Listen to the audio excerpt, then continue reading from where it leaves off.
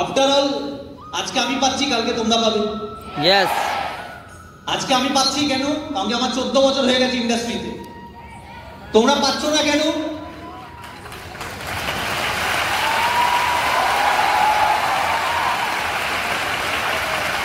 ব্যাপারটা ভালো লাগলো। 14 বছর শুনে যে একটা ক্ল্যাপ করলে এটা খুব ভালো জিনিস।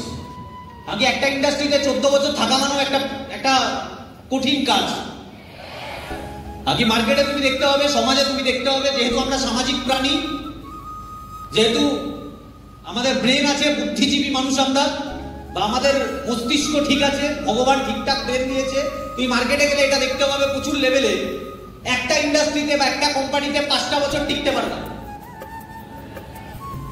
দেখেছি তো এটা? না আমার মুখ থেকে প্রথম শুনছো।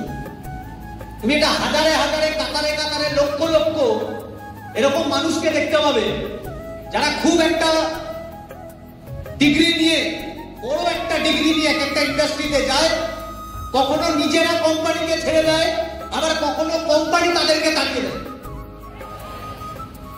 এই সব দিক থেকে আমাদের ইন্ডাস্ট্রি বেস্ট, আমাদের অন্তত তাড়ায় না। তুমি পারো বা না পারো, তোমার হোক না হোক, তুমি যদি অনেস্ট, তুমি যদি সৎ, ইন্ডাস্ট্রি তোমার সাথে বেইমানি করবে না, তোমাকে তাড়িয়ে দেবে না। কথাটা বলতে পারছি? Yes or no?